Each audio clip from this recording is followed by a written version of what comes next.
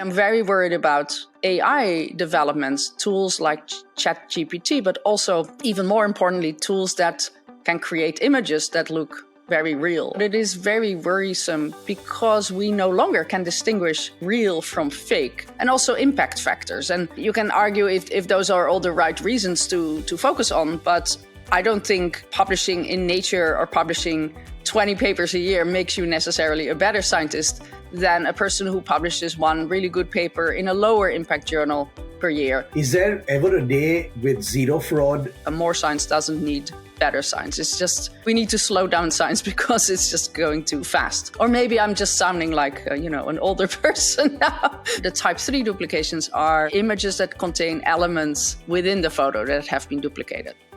All things SciComm. What does the future of science look like? What's happening in science communication? Here's your host, Nikesh Gosalia.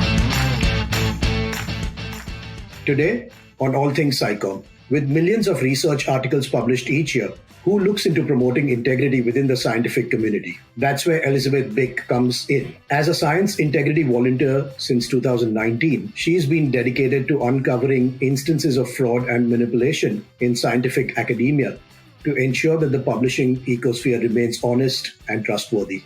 Her passion for scientific integrity has seen her report over 6,000 manuscripts for image manipulation or other concerns. She's been featured across multiple mainstream media outlets, and she received the John Maddox Prize in 2021 for her work on exposing threat to research integrity. Elisabeth, it's an honor to have you with us today. I'm so happy to be here.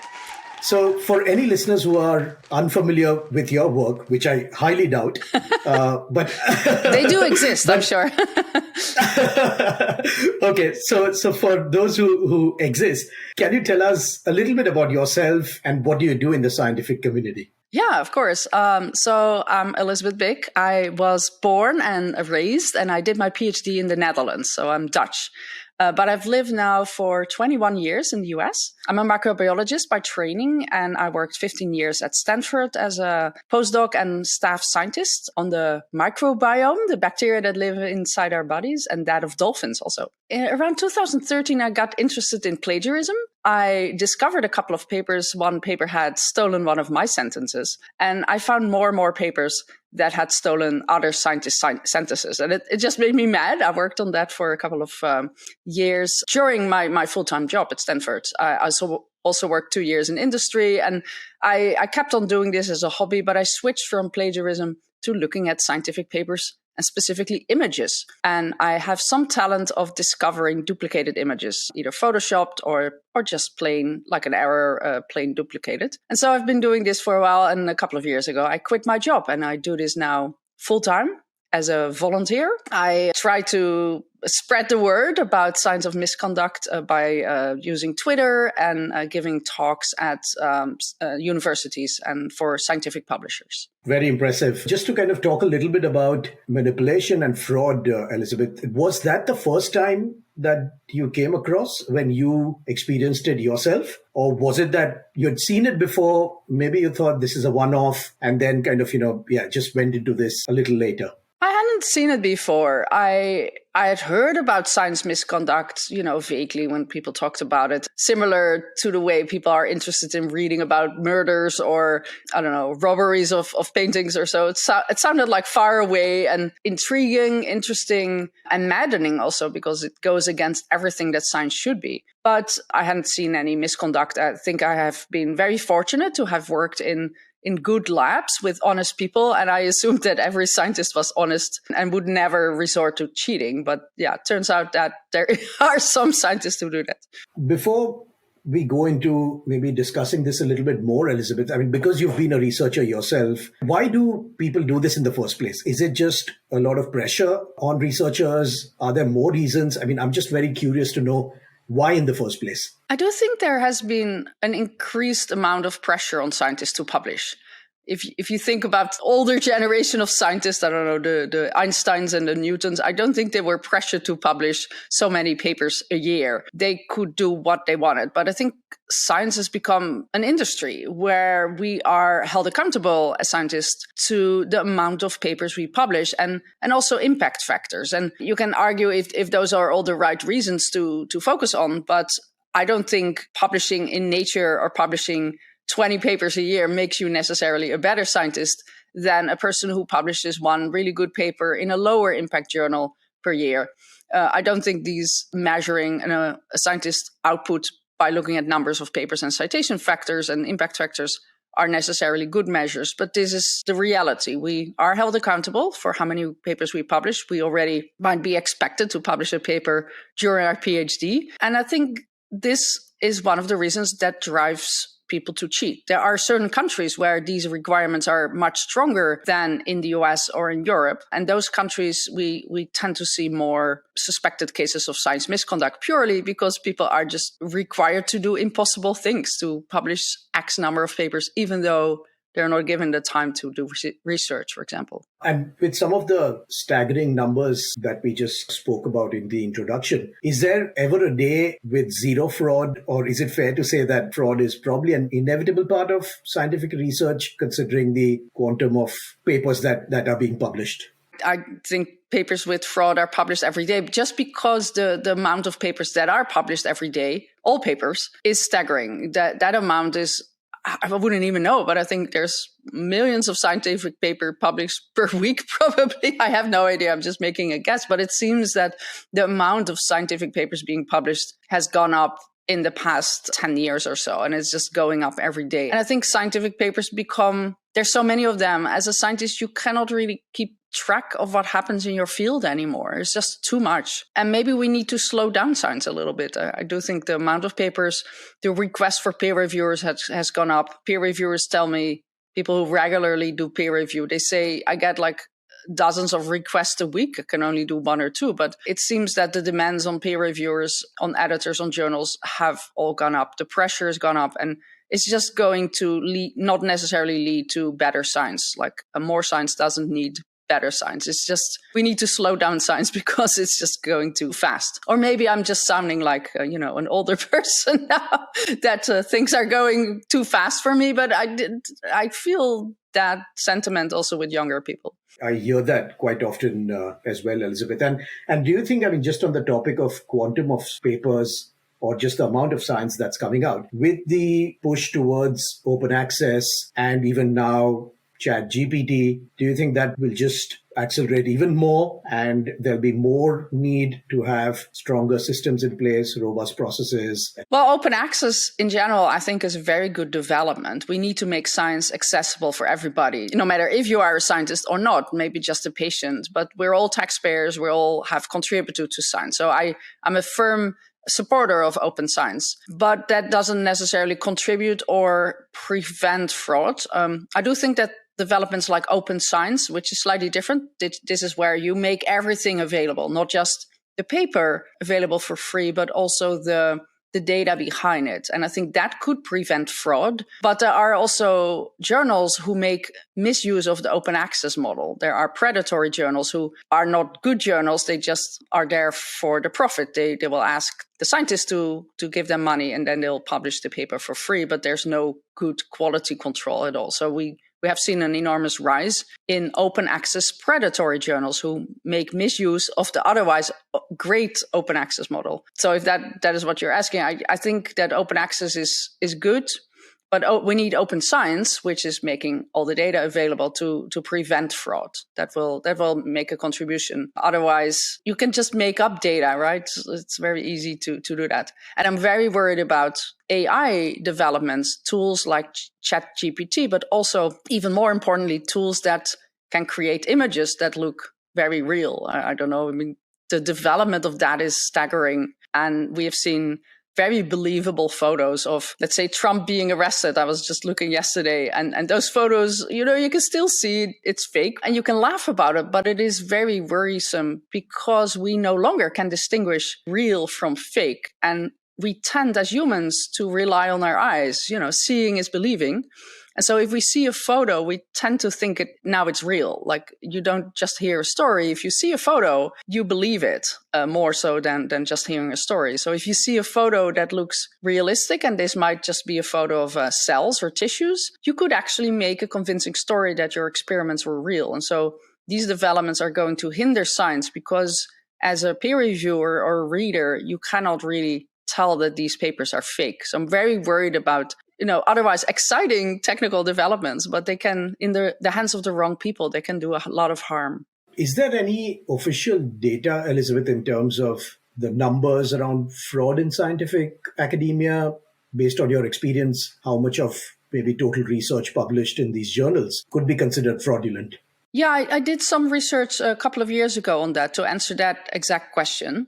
So I wanted to know specifically, if you look at papers that have photos, so papers with photos of mice or plants or gels or blots or microscopy photos, how many times would you find images that have been duplicated inappropriately? So 2 photos that represent 2 different experiments. One of them is right and one of them is wrong, presumably. Or even photos that have been tampered with. So photos with duplicated elements, like the same cell visible twice in the same photo. So we looked at that. I looked at a set of 20,000 papers. I scanned them and I found 4% of these papers to contain images that have been duplicated. And we estimated about half of them, so 2% of that set, had been deliberately tampered with. So either photoshopping or just moving your sample under the microscope a little bit, so you see a slightly different view, but you have an overlap or so. So 2% of all papers had science with photography images that might have been done intentionally. But I also think that the real percentage of fraud has to be higher, because I can only look at photos. And there's so many ways you can fabricate your data. You could make a line graph that looks convincing, or a table. And it's much harder to detect fraud in those types of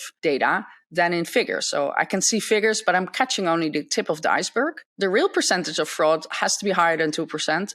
We think it's between 5 and 10%. I've heard people even say it's higher, but I don't know. I still believe that most scientists are honest. But I think 5 to 10% is my best bet. I might be completely wrong, but it's based on some data. You mentioned, Elisabeth, that you've been looking at this area for quite some time. You're able to identify instances of fraud much more easily than probably somebody else.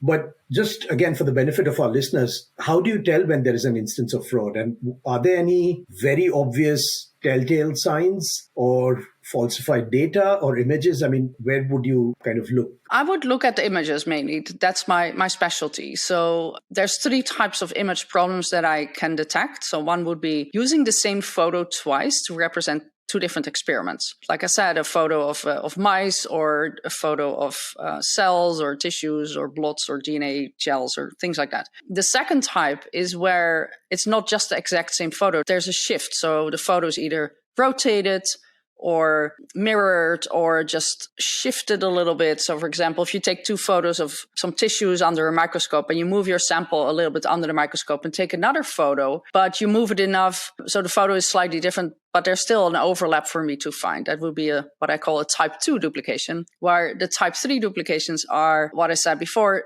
images that contain elements within the photo that have been duplicated. So the same cell visible twice, or the same mice visible in the same photo. So suggesting the photo has been digitally altered, photoshopped. So that's a type 3, and that is very likely to have been done intentionally. So those are the things I focus on, but there's many other problems I have found just by looking at papers with a critical eye. Examples could be conflict of interest. So as an extreme example, let's say there's a paper that claims that cigarettes are not harmful for your health, but it's sponsored by a cigarette manufacturer. You would not really trust that paper because there's a clear conflict of interest in the message of the paper and the sponsor. So that would be something I could raise, or not disclosing that. Animal ethics, for example, there's no approval by the university to do animal experiments, or photos of tumors on mice that are very big, suggesting that animals have really suffered. I mean, those are things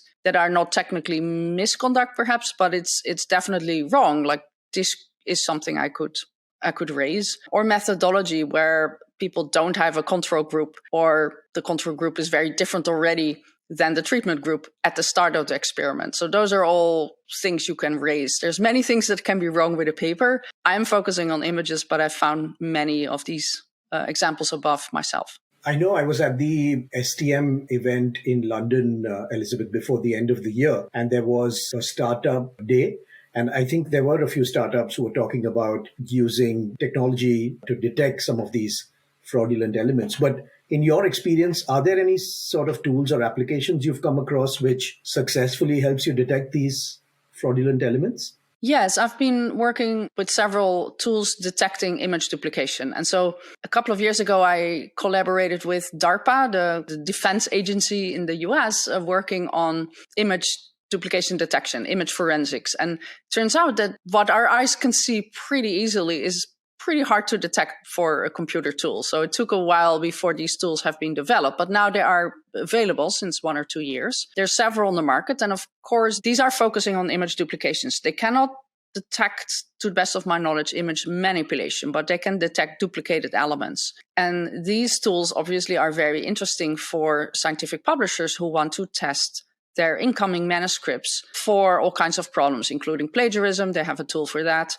And they now can also test these manuscripts for image problems. And because it's a computer tool, it can also detect images. Some of these can detect images that have been republished and that had been published before in other papers. So across papers, they can detect image duplication, which is for a human very hard. I cannot remember, thousands of images from hundreds of papers, but the software can detect that. So I'm using those. They're pretty good. They still completely miss some obvious things that I just see with my eyes. And you still need a human to click on that and see if all the things that it flagged are realistic, because sometimes duplications can actually be appropriate, and those will be flagged by the software, and a human still need to tell, okay, this is a real problem versus this is quite okay. I'm going to disregard this flagged image.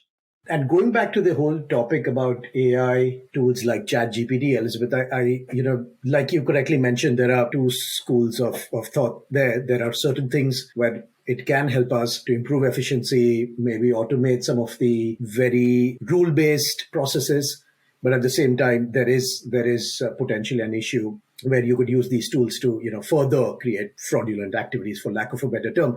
I think as soon as ChatGPT came out, in a couple of weeks, I read Forbes had done a survey and 89% of students were already using ChatGPT in some form or the other. So I'm just wondering, with AI being used to create maybe, false information in a few cases, and also being used to detect artificial information, is there a balance we can achieve, or is there one kind of winning over the other? How do we really tackle this? That's such a complex question. I do think it's not a technology we should prohibit in all circumstances, because it can be wonderful. For example, to help a person for whom English is not their first language to write an article in English, like write maybe something themselves first and then have the ChatGPT or some other tool make it better, make it just the English better. And I think that will incredibly help people who have always been at a disadvantage to writing scientific papers. And even though I've lived 20 years in the US, for me, English is not my first language. So I had to learn it, but at least now I feel privileged. I can speak it, I can write it, but that's not the same for everyone. So it could tremendously help people for whom writing in English, as a scientist, you have to write in English. That's the accepted language of our publications. And so it will help those folks. So I think there are tremendous advantages to using such tools. I might use it myself one day. I haven't really played with it, but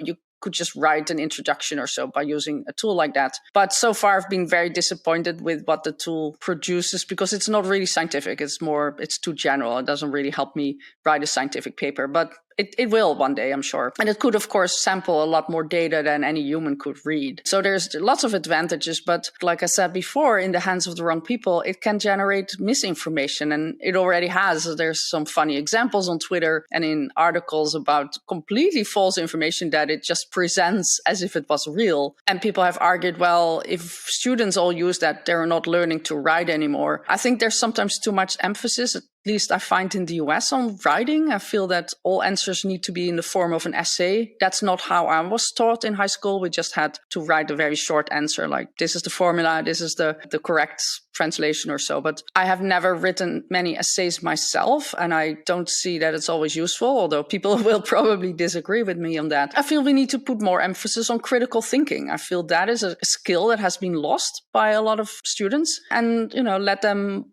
do more critical thinking and don't focus so much on essay writing, because I feel that is something that now a computer apparently can do better than a human, or will be able to do so next year. I'm not sure if that's a skill we should emphasize. It's similar to, can we have students use a calculator? I think that was a discussion a lot of years ago. And there are settings in which a student cannot use it, but there are settings now, in our professional worlds, we all use calculators, and we don't feel that's a lost art. I do feel we need to embrace new technology. But again, with this one, making up false data is just something that worries me. And I know you've mentioned this when we were talking about open access, Elisabeth, that only open access, is not going to be the solution. Open access in general, of course, is great.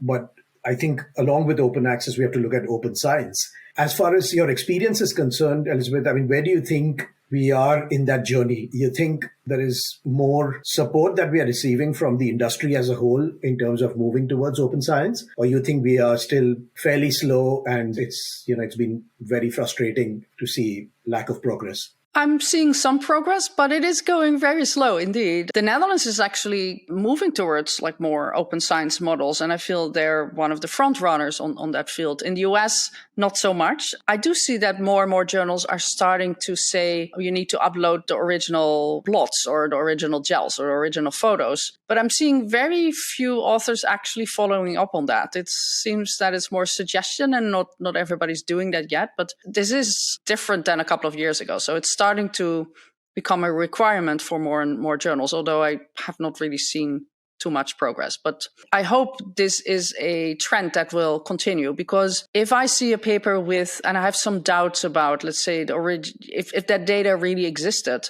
but the paper is a couple of years old, and you say to the authors, hey, I have some concern about this figure. It looks like one cell is visible twice. I would not have expected that. Or these error bars look very small, or these data have been duplicated. Can you show me your original data? Very often the authors will, if they reply at all, they will reply, well, the data is lost. The paper is older than 5 years. So, we moved our laboratory and the books got lost, or the hard drive melted, or there was a tsunami, or there was a tornado or an earthquake. A lot of disasters seem to happen in these labs, and you cannot really know if it was real. But I hear that so often that you have to sort of assume this was the dog ate my homework type of excuse. And if the data are shared up front while the manuscript is submitted, the data is still fresh, right? It's still warm. It just came out. And there's never that excuse that the author can use that the data was lost, because they had already submitted it up front. So I hope this is a development that more and more journals will require. And it is a lot of work for the authors, but you already have the data at that moment. When you submit your paper, the data is still fresh. 5 years from now, you don't remember exactly what you did. You cannot remember where the file was, and it will just be much harder. So